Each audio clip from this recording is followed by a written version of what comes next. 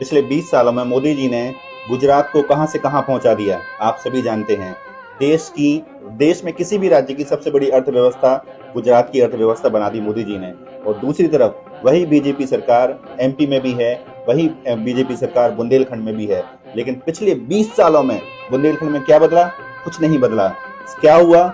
लोग पलायन करके दिल्ली, मुंबई, गुजरात में जाके फैक्ट्रियों में गधे घोड़े की तरह काम कर रहे हैं, नंबर 1। नंबर 2, भेड़ बकरियों की तरह जाते हैं, ट्रक में भरकर, जनरल बोगी में, डब्बे में बैठकर अपनी बद से बदतर जिंदगी जी रहे हैं। नंबर 3, वहां पीने को पानी नहीं है, रोजगार नहीं है, इंडस्ट्री नहीं है। मतलब एक बीजेपी सरकार ने देश के एक बीमारू राज्य को कहां से कहां पहुंचा दिया और दूसरे बीमारू राज्य को आईसीयू में पहुंचा दिया उसी बीजेपी ने। तो देखिए आप कितना बड़ा डिफरेंस है। एक अच्छा नेता होता है तो कहां से कहां अपने राज्य को पहुंचा सकता है, और दूसरा अगर एक अच्छा नेता नहीं होता है तो बीमार को आईसीयू में पहुंचा देता है। एक राज्य ने कितनी तरक्की करी आप खुद देखिए इस वीडियो के माध्यम से जो मैं आपको दिखाने वाला हूं, और दूसरा राज्य बुंदेलखंड जो आज भी बीमार है, कल भी बीमार था और इसको बीमार ही छोड़ दिया गया है। कितना कमाई हो जाता है सरपंच जी? नो में साल का 12 का और अंदर का 1 करोड़ का आउट में। मतलब एक साल में आपकी कितनी बचत होती है? हमारे बचत हो जाती है कम से कम 40 लाख 35 लाख खर्चा निकाल के।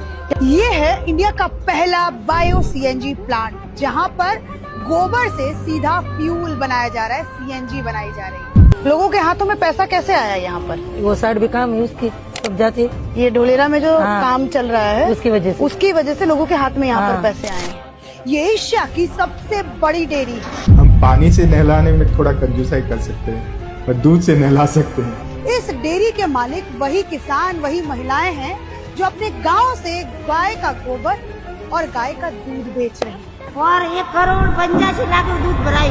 पर व्यक्ति को मान लो 50 रुपए मजदूरी पड़ती है 16 घंटा। कोई बीमार पड़ गया तो मालिक का मन होगा तो पैसा देगा, नहीं मन है तो कोई पैसा नहीं देगा, धमका के भगा देगा। पानी की बहुत परेशानी है हमें, और 4 किलो दूर से पानी ले आते हैं। पानी की परेशानी दिखती है, सब पूरे गांव भर को परेशानी है, हमारे को नहीं, पूरे गांव भर को। फिर बंद कर दिया। अब यह है कि यही मजदूरी अपना गेहूँ काटा और जो दिहाड़ी मिली 200-300 रुपये। अनुभव क्या है सर, यहाँ कोई नौकरी यूपी में है नहीं है। हैंडपंप की कमी नहीं है, लेकिन उसमें पानी नहीं है तो हैंडपंप किस काम का? 8-10 मिनट, आधा घंटा लगे रहेंगे जब पानी निकलेगा, और निकले और नहीं निकले कोई भरोसा नहीं। सरकार कभी देख रेख करती है, गरीब आदमी चाहे मरे चाहे भूखों मरे चाहे क्या कहते हैं, जो कुछ हो उनको कोई परवाह नहीं। अब काम हो भाई, उनका जब नेता लोग आते हैं यहाँ गरीबों के लिए तो अपने के लिए आते हैं, हमारे लिए नहीं आते। अब उन्हें गरीब लोग नेता बना दिया, हाँ होगा ये काम होगा। अब जहाँ हो गए तो यहाँ तो कोई दिखाई नहीं देता कि कौन आया था कौन नहीं आया। यहाँ चाहे जनता मर जाए।